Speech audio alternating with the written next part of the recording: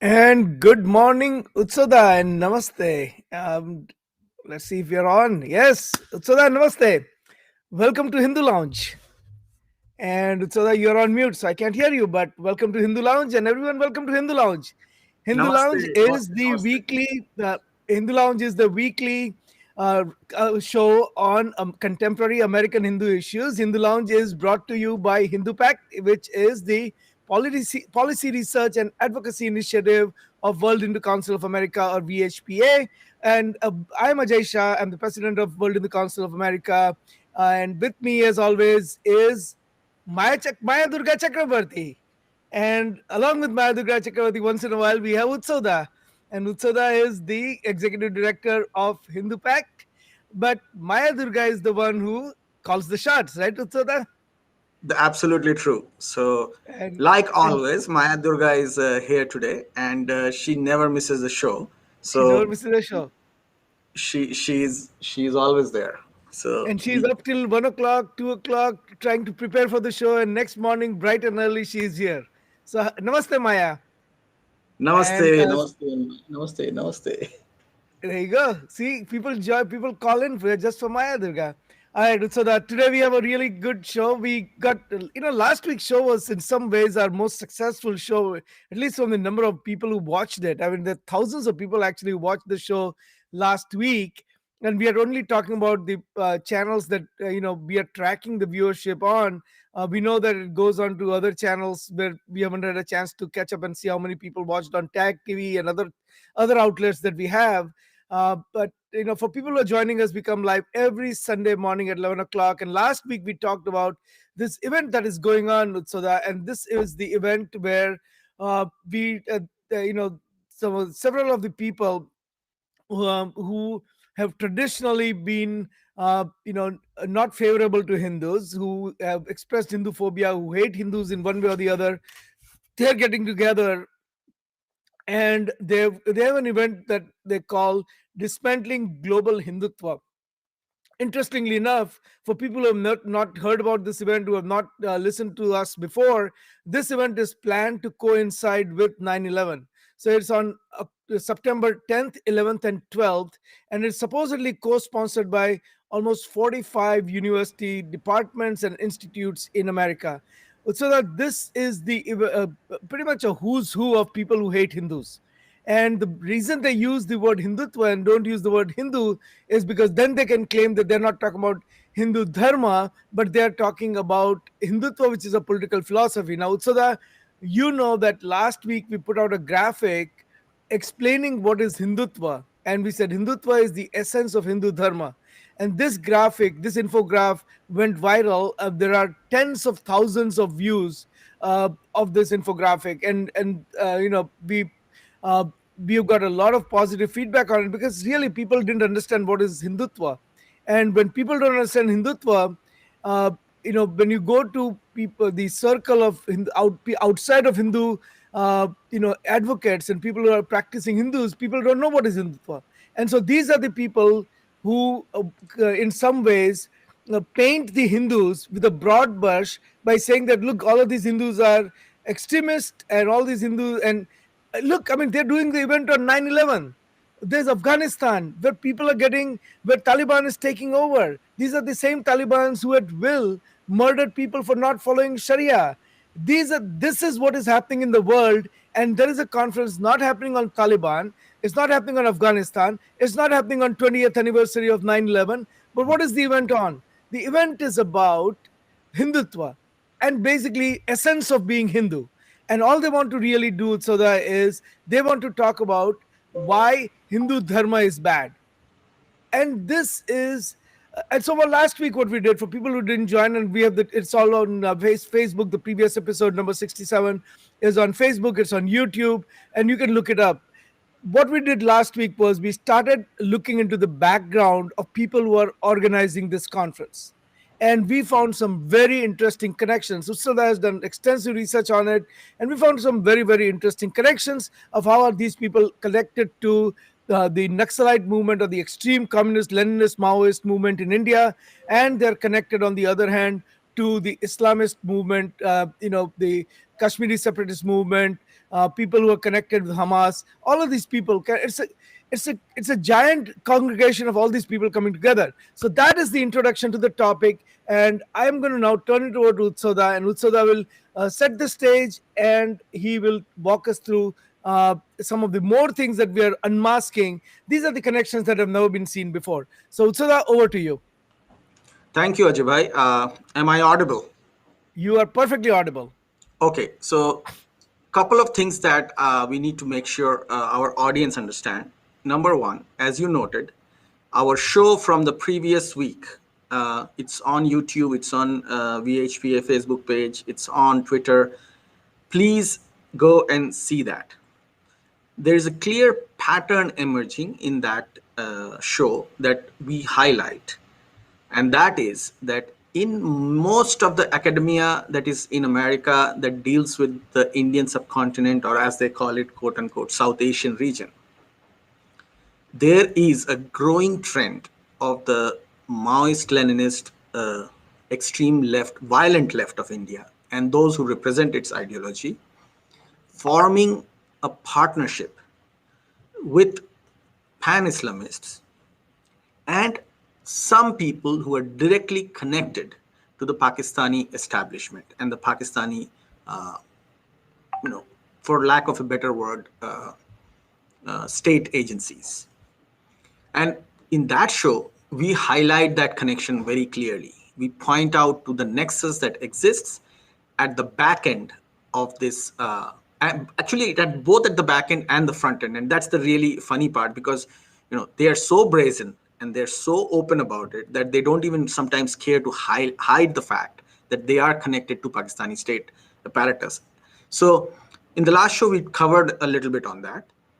This time, we are going to dig deeper and we are going to identify some more individuals. And what do we see? The same pattern emerging.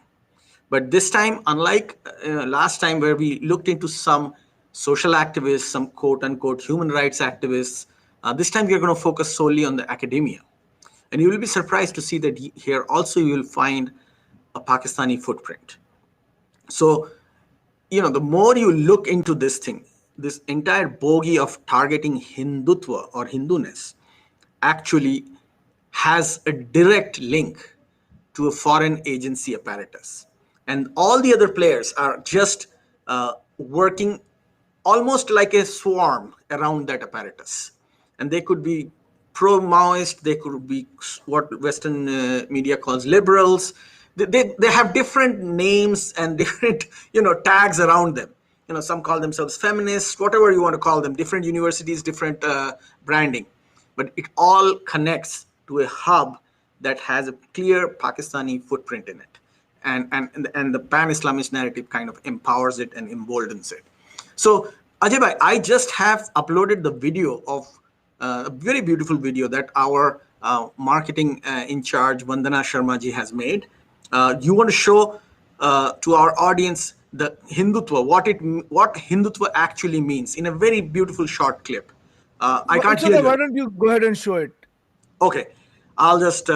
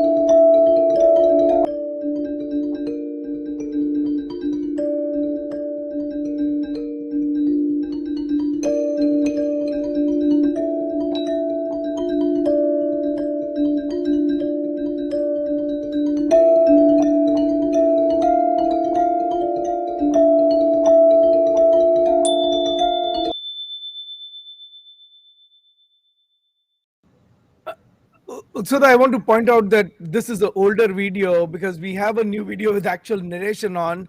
It is loaded on our YouTube site, and it's very well done narration. And I'll post a link to the video in the chat so people can go and visit and listen to the thing. So it's very it's very nicely explains what is on the screen. But go ahead, Utsada. I think if you want to share your screen and go over some of the new research that we have done on the organizers of the organizers of this event. So maybe we can Ajay start bhai, with let's start with Manan Ahmed.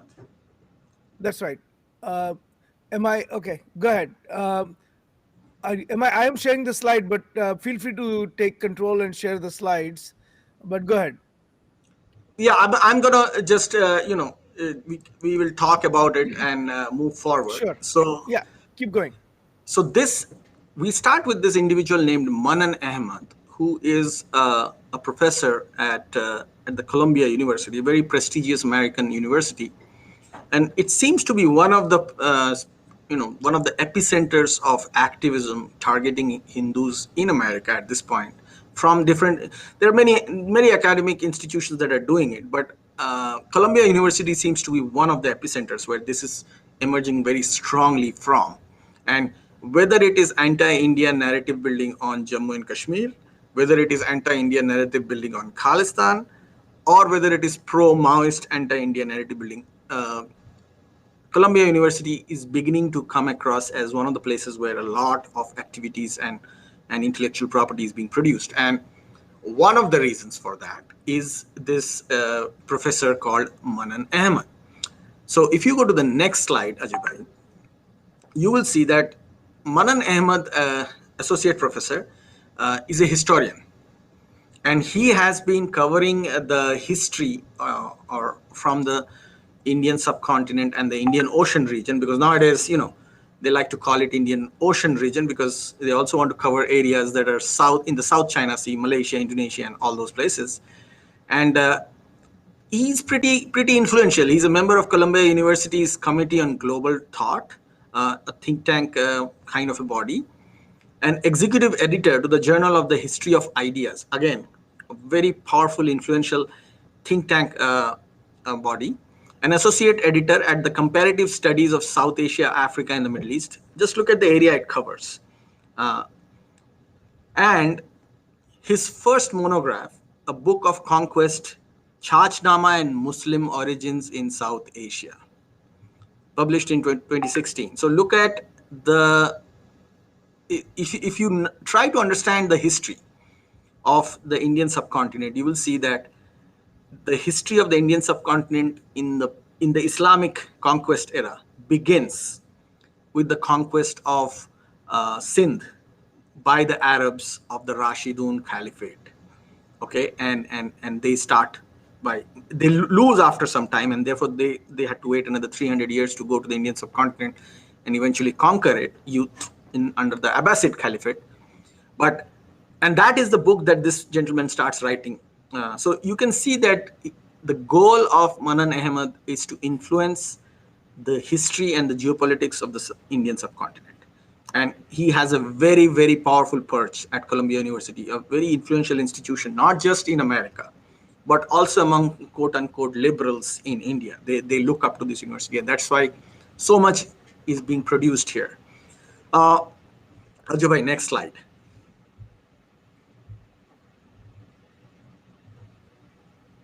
Ajay bhai, are you okay? We can move to the next. Just went to the next slide.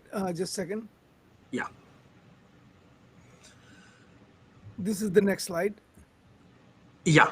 So if you see, he moves from the Islamic conquest of the Indian subcontinent onto content that laments the slow defeat of Islamist rulers in the Indian subcontinent and the eventual recovery of the Hindus and other India-based religious orders in recovering some of their territories from the Islamist conquerors and the Islamist colonialists. But this gentleman Manan Ahmed presents it as a lament. So he glorifies, even though he's talking about decolonization, he's using the terms that the Western academia loves to use in the leftist bent of mind, but he's actually glorifying colonialism by the Islamists in the Indian subcontinent. And the cherry on the cake is, Ajay bhai, I'm going to move forward so that we can see what Manan has done and who he's working with. So if you go to the next slide, if you see the peer-reviewed volumes that Manan has produced, you see the underlined part. It is with an individual named Mohit Yusuf. Now, Mohit Yusuf is a think tank expert who worked in Washington, D.C. for many, many years. He was at one of the most influential institutes in Washington, D.C., named United States Institute of Peace. And he, year after year after year, openly produced pro-Pakistani narrative. And, people accused him of many things. So if we will go to the next slide, Ajay bhai, and then come back to this slide. So if you go to the next slide,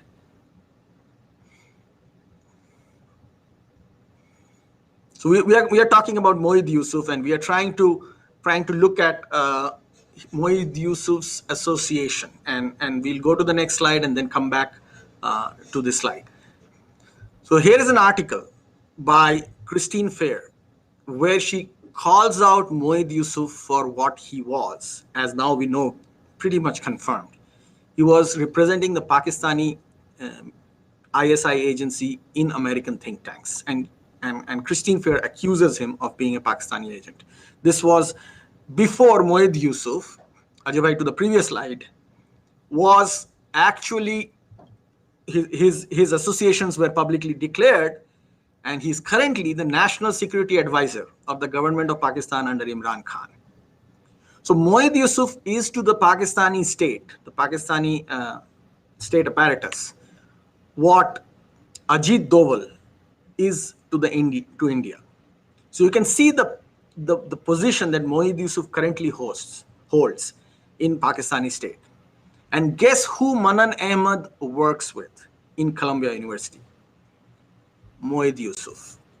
So you can see that this entire Hindutva, dismantling Hindutva narrative, there you will see many players moving around in some Hindu names, some non-Hindu names, Sikh names, somebody representing leftists, somebody representing Khalistanis, different ideas, different narratives, all targeting Hindus.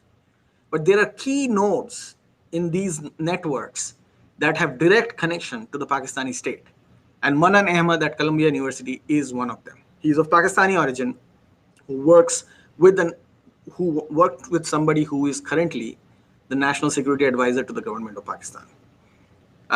It's like, you find somebody who worked for Ajit Doval. And from there onwards, you don't have to make too many guesses. So, Ajay, next. And Moin Ahmad has been Manan Ahmad. Manan Ahmad, by associating himself with Moeed Yusuf, is not even really hiding his connection to the Pakistani apparatus. And he did that in 2013, Ajay bhai. So see, this is why research is important. In 2013, when he was doing this, he didn't know that he will eventually go on to do these events. And now that he's doing these anti-Hindutva events, he's presenting himself as an academic. He's not presenting himself as somebody who had worked with, the Pakistani state apparatus. So, fast forward 8 years, if we had not done the research, as most people don't look into these things, but if we had not done this research, nobody would have found out who Manan Ahmad was working with. Everybody would have thought that, Manan Ahmad is an American Muslim who is so good-hearted that he stands with the so-called liberals and wokes of the world in standing against Hindutva. You dig deeper, you see that he's actually not what he's calling himself. So let me ask this question, because a lot of people who are looking at this will have this question in their mind, right? That look, Moeed Yusuf is a think tank person, and he is just editing a volume on futures past. And Manan Ahmad is contributing one article in that. How is that a connection? Right? This is a legitimate question that a lot of viewers who are looking at the show will say that, look, aren't you kind of stretching this a bit? Because anyone can be editor. They're not dictating what is written in that volume. And somebody just wrote a scholarly article in a scholarly book that gets published. Why is that a nefarious connection? What would be your answer? My answer would be to bring them some parallels from other countries and other situations and ask them a question. Okay. So in the last show we did, we found two individuals, one with a direct connection to the Pakistani Prime Minister with 1 degree of separation, another with direct connection with the Pakistan's military intelligence service, the ISI, again with 1 degree of separation. Two of these organizers. Okay. In today's show, we find another person who is one of the key players in organizing these events. That, and these are names that are public out there. Manan is out in public talking about this. And we find one more connection. So imagine a scenario where let's say there is something happening in an American university on a certain nation's work.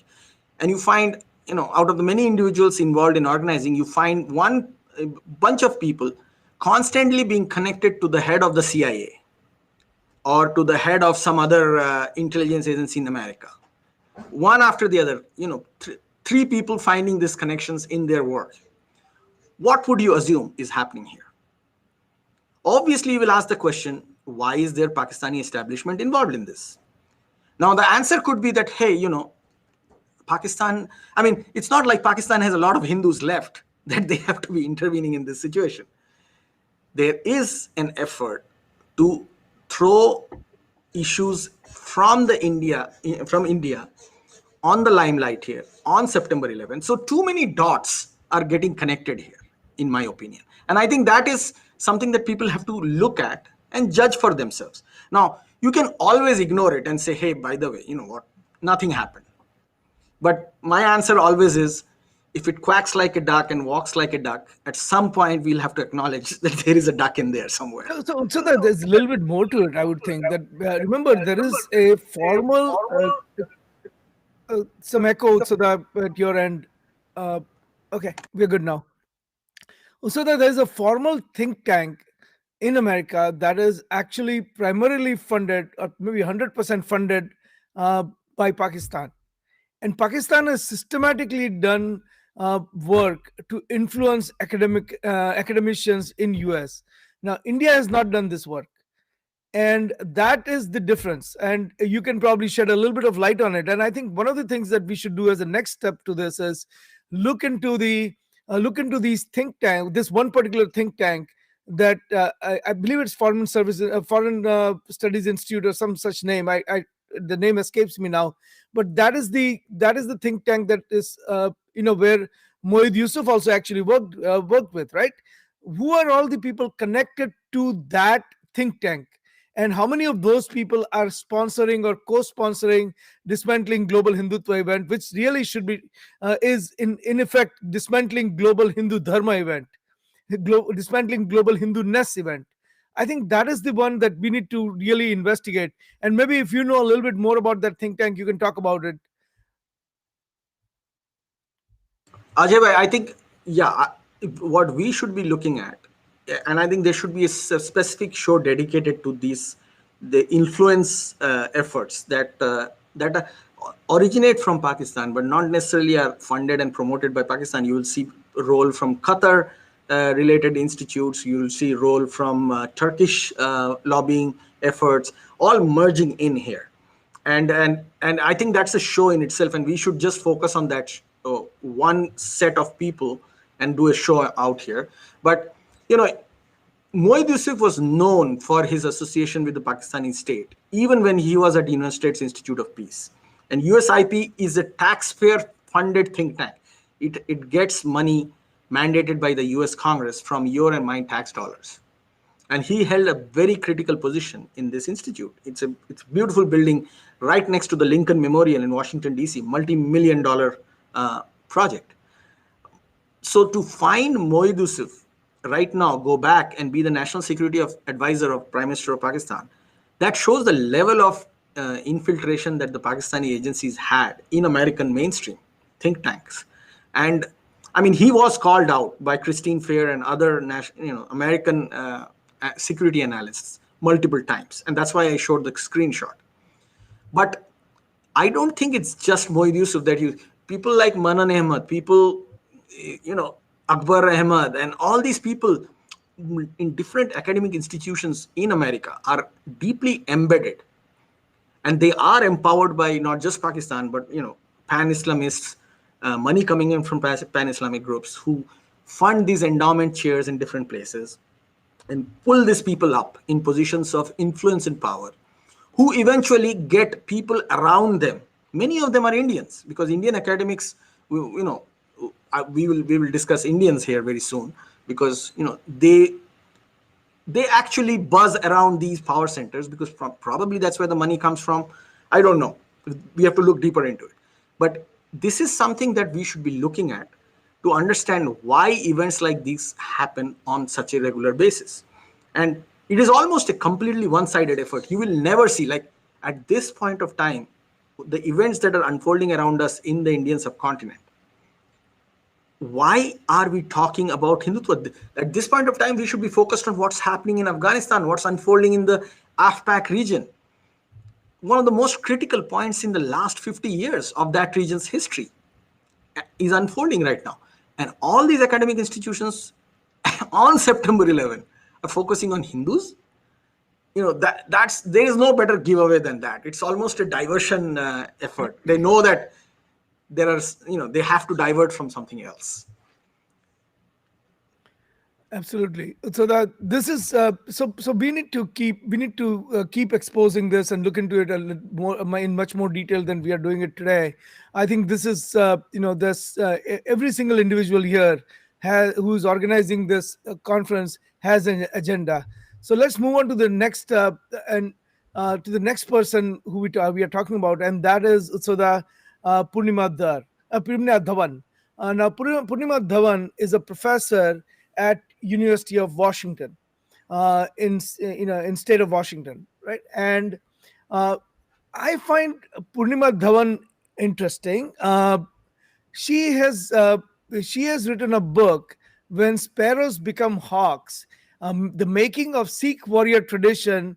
And this is the history that she talks about from 1699 to 1799. And she was and she talks about Guru Tegh Bahadur. Now Guru Tegh Bahadur was one of the 10 Sikh gurus, who was one of the 9 Sikh gurus before Guru Gobind Singh. So one of the 10 Sikh gurus who was executed, actually beheaded by Aurangzeb. And she has written about that era. She has written she has an expertise in the history of Sikh Dharma. She has an expertise on the era. She has expertise on how Sikhs became from peasants, like the farmers, and how they evolved into this people who became defenders and people who became warriors. And she traces that entire history. So that what I find interesting in case of Purnima Dhawan, sorry, I'm still on this one. Oops, I didn't want to do. What I find it interesting is Purnima Dhawan has also signed letters supporting uh, Audrey Truskey. Now, Audrey Truskey is an admirer of Aurangzeb. So Aurangzeb is the one who beheaded Guru Tegh Bahadur ji. So do you see the irony here? Here is a person who admires Aurangzeb sitting with a person who admires Guru Tegh Bahadur to attack Hindu Dharma and Hindutva. See, that's what the Manan Ahmeds of the world are achieving. So that's the Isn't point it? I I mean, was. isn't that the irony? If this is not the success of a post partition in a part of India that became Pakistan, in terms of dividing Hindus, what is it? Exactly. I mean, Audrey Truskey is the poster girl, poster professor, whatever you want to call her, of representing Aurangzeb and literally sanitizing his brutal rule against the Hindus and the Sikhs. I mean, in those days, the Sikhs and Hindus were considered one larger dharmic entity. And and here you have this lady, Purnima Dhawan, who is all about researching Guru Tegh Bahadur and presenting his case against Aurangzeb, finding a common ground and finding a common agenda with the same person who does the exact opposite, intellectually, academically, and they both join hands and target Hindus. Imagine, I mean, that's the level of dishonesty, that's the level of hypocrisy. But you have to give credit to the Manan Ahmeds of the world. And that's why I keep saying that the Humadars and the Manan Ahmeds have achieved this common platform of hate against Hindus being done by Hindus and Sikhs themselves. And that kind of subterfuge is worth noting. And they may never talk to us, they will never even meet us or have a debate with us, but it's important for the common people out there. It's important for American Hindus who go to these universities to know about this. And I think that's the most important role we have to play here. We just have to open the door enough and let enough light in for our younger generations, for the global media, for Hindus in India and Hindus in other parts of the world, to see this, have a glimpse of what is being done here, and the level of dishonesty and the level of hypocrisy that's being thrown at us here, and all under the name of liberal, woke, whatever you want to call it. It's a shame. Yeah. I mean, I consider myself a liberal, and I don't even like to use the word liberal to represent these people.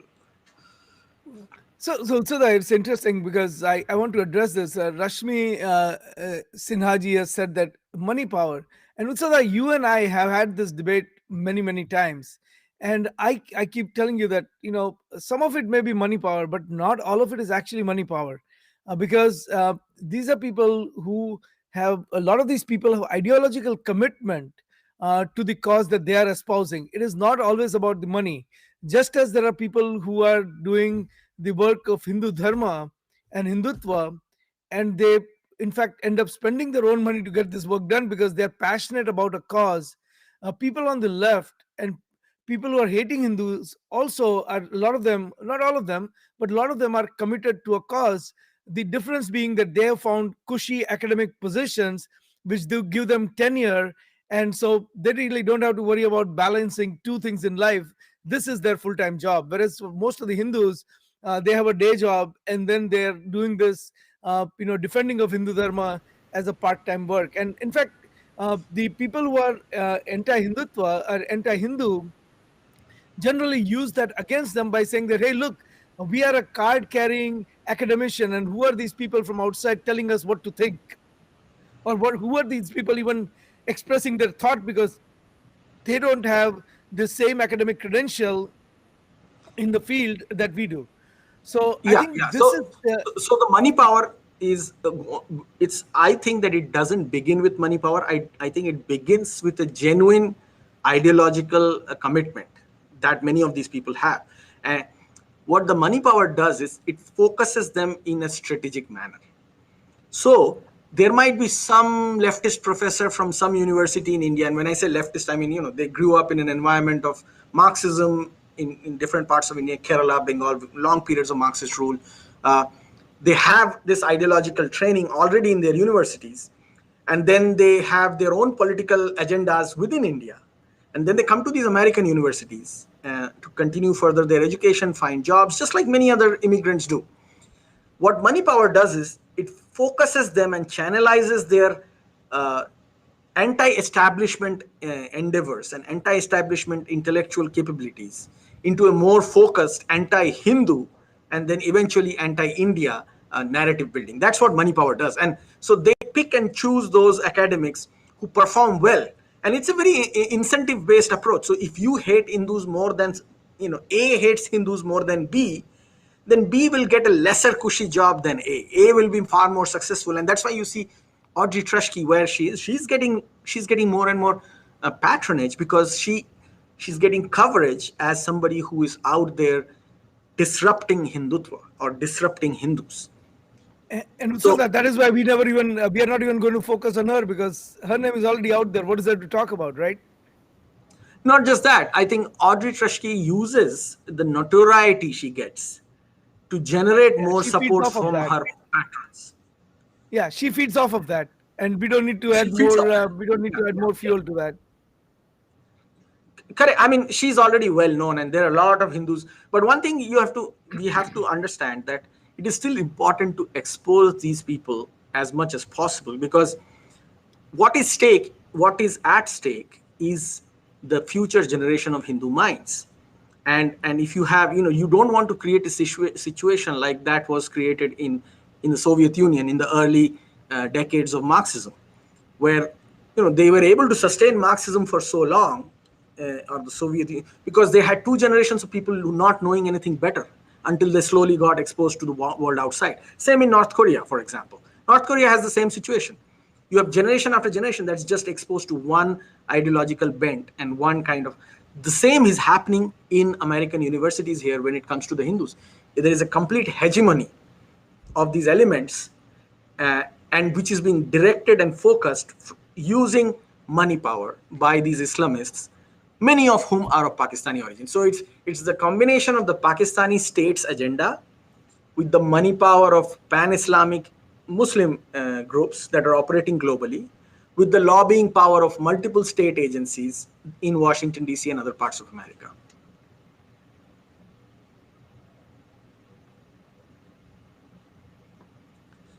We have a comment here, Ajay Bhai, from Vandana ji, and Vandana ji writes, here in Boston, there is a theater company called the Setu, and they have a show on how Aurangzeb had internal conflict with when killing in name of Islam. Unbelievable. I couldn't stand the show. Setu producers are liberals from West Bengal. Yeah, that's a liberals could be from many parts, but West Bengal being under the Marxist rule for a long period of time has developed a very Hinduphobic academic bent, because like in many other parts of the world, there is a coalition of uh, extreme left and Islamism around the world, and that coalescing has happened a lot in West Bengal, to the point where they are now literally, the Hindus are literally committing, ideological suicide, and in a few years are going to be paying a price for it, just like the previous generation paid a price in what was East Pakistan and Bangladesh. 3 million Hindus killed, not a whisper about it. So you're right, Vandana ji. There are multiple organizations like that, multiple individuals, and a whole ecosystem that has come up, and it will be very hard to challenge them because they are getting immense amount of resources, sometimes taxpayer funds from America, to build on and create this narrative against Hindus. So you're right, Ajay bhai. So I want to go next to Supriya Gandhi. Now Supriya Gandhi is interesting because sorry, before, or maybe you want to go to let's just go to Supriya Gandhi. Supriya Gandhi is very interesting. Now Supriya Gandhi is the great granddaughter of Mahatma Gandhi. Okay, and she is another interesting person in the sense that, so that I want to move this here picture here so everyone can see this picture, and I can then make this window a little bit bigger. Uh, but I hope you can see the picture. She is the author. She has a PhD. She studied in Delhi for her undergraduate. She's a daughter of Rajmohan Gandhi, the grandson of Mahatma Gandhi. After that, she went and did her PhD from Harvard, and she's currently a faculty at at Yale University. And she has an interesting book out there, and that is about Dara Sukhon. Her book about Dara Sukhon is "The Emperor Who Never Was," and this is the person. The Dara Sukhon was the older brother of Aurangzeb, and he was actually supposedly the heir to the throne as the next Mughal emperor after Jahangir. And Aurangzeb went and assassinated, you know, Dara Shikoh, but for many reasons. One, that there was always there was always this infighting among siblings as to who gets the power, but also Dara Sukhon was the person who was, compared to other Mughal emperors who who ruled Delhi, he was actually more open comparatively to Hindu philosophy, Hindu dharma, understanding of Hindu dharma, all of that. Of course, with a goal that he wanted to promote more Islam, but at least he was willing to listen to what Hindus were doing and how they were doing it, right? Now, without Yeah, going yeah. so So Dara Sikho's, Dara Sikho's, as far as I know, is that he was open to the idea of accepting. This is the important part. He was open to the idea of accepting that Hindu Dharma is a legitimate religion with a glorified history, and that is one of the reasons why, as much as people say the Mughals were also Indian, you know, Persian was the state language, and Darashuko actually translated a lot of the Upanishads into Persian language, and he actually translated the Ramayana and the Mahabharata into Persian language. So the least we can gather about Darashiko is that he considered Hindu dharma to be a legitimate, historically rich belief system, religion, with a lot of body of work that he considered to be extremely well done. And so there was at least some level of respect that he carried for Hindu dharma as a Mughal. uh, Aurangzeb, on the other hand, was a Naqshbandi Sufi. And unlike what most people in India, in their secular delusion believe that, most Sufis are, blah, blah, blah, syncretic, whatever Ganga, Jamuna they do, Aurangzeb was a fanatic who hated Hindus. And he genuinely believed that Hindus are kafirs. You know, there were Mughal emperors who elevated Hindus to the role of dhimmis, which is the second class citizenship under Islam, and they were only required to pay higher taxes. The jizya They were tax. not targeted for conversion and killing all the time, as kafirs are.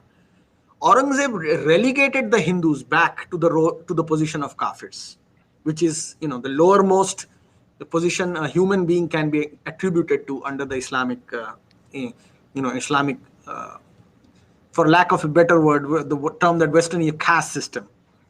so so they were targeting, Aurangzeb was targeting Hindus as kafirs, and that's what Darashiko and Aurangzeb had a conflict on, and amongst other things.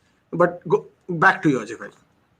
No, no, I think these are good points, right? So here's a person um, with another connection in some ways to Aurangzeb, and through Aurangzeb throughout. So I think there's this ecosystem that I see getting created, right?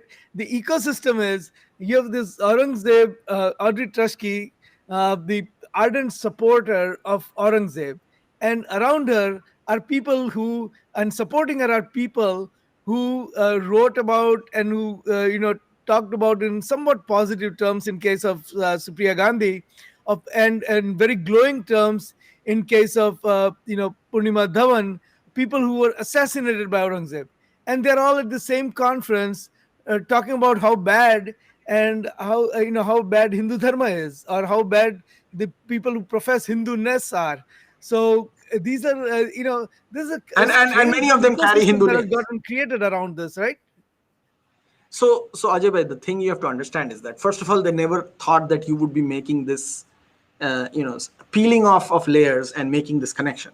They probably never themselves thought about it.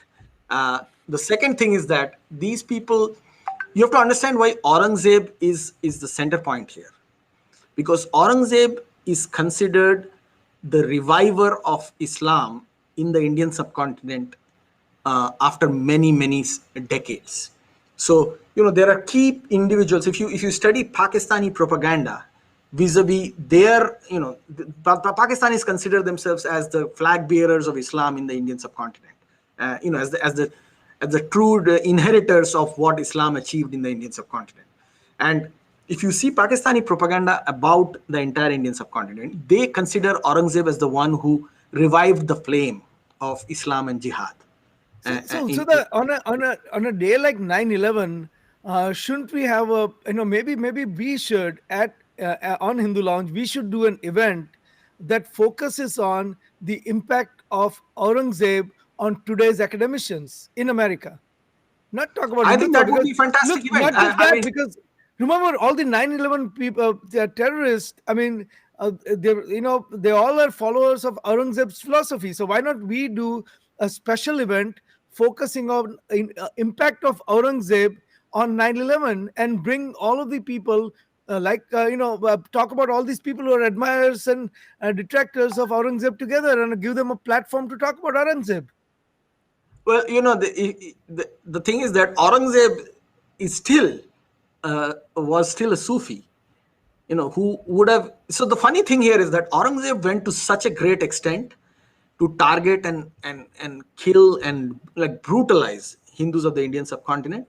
But if Aurangzeb had gone, assume a hypothetical scenario that if Aurangzeb had ended up in ISIS territory, in let's say Iraq or Syria today, Aurangzeb would have actually faced discrimination himself as a Muslim, because he was not Muslim enough. So this is the level of radicalization that has happened within the community over the centuries, and it refuses to go away as much, despite so much economic progress and so much scientific progress and so much modern technology. And that I believe is a very good example of how money, economics, technology, science has nothing to do with how terrorism works and spreads around the world.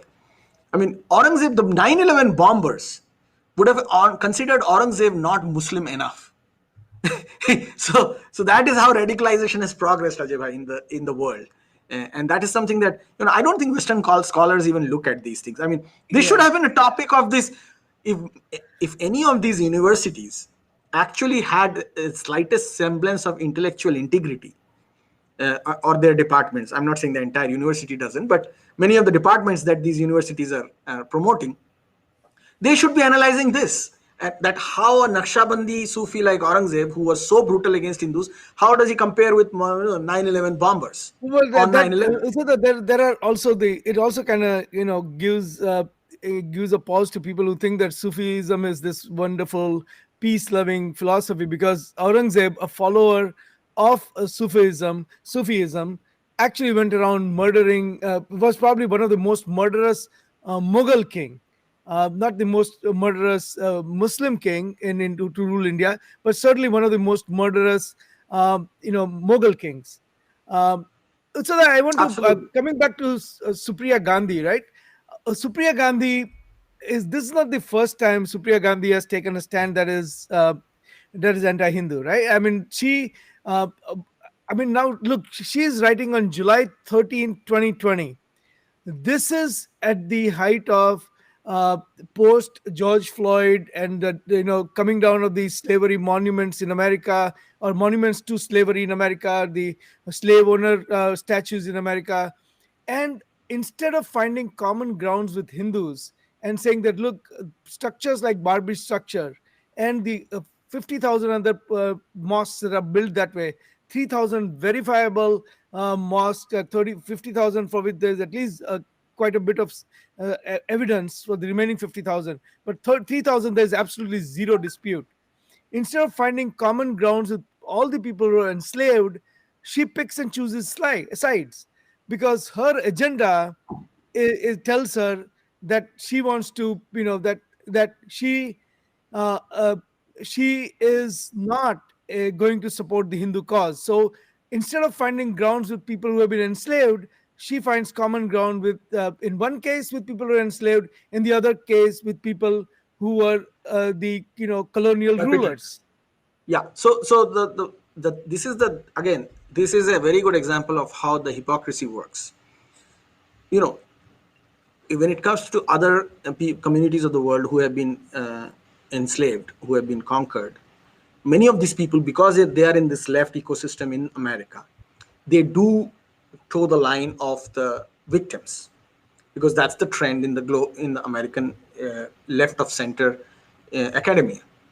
But they switch sides completely and go on the side of the fascists when it comes to the Hindus and when it comes to India. So, I had once this conversation with this academic who focuses on South America, and she was ranting on and on about how Hindutva people consider Islamists who came from the Turkic region, who had allegiance to the caliphates, as foreign invaders. And she was taking objection. She's like, no, no, no, this is the reason why I don't like Hindutva. And then I asked her, do you consider the Spanish conquerors of South America to be foreign invaders in South America, and the native communities, invaders on the native community? I mean, the parallels are very close. They had allegiance to the Pope and the Catholic Church, were driving the agenda of the Catholic Church in colonialism. Here, these Islamists were driving the agenda of the caliphates and the sub-caliphates that came up later on, and conquering, as Ghazis, as jihadis, conquering the non-Islamic world to loot and convert. Very similar, by in their own words, that's how they describe it. So ask this academic that, do you consider the Spanish who invaded South America as invaders and colonizers? She said, absolutely. I'm like, then why are you not consider the Mahmud Ghaznavis, the Muhammad Ghoris, and the Baburs as the same? And she had no answer. because that shows the complete dishonesty of these academics when it comes to the Hindus. And I believe that's because we don't have a voice. I think our voice is limited to shows like this. We don't have a voice in the academia, and we have been shut out. And if that is not an example of continuing colonization, I don't know what is. This is actually, these people are perpetuating the colonization of our people in the academia. They just have Hindu sounding names. I agree.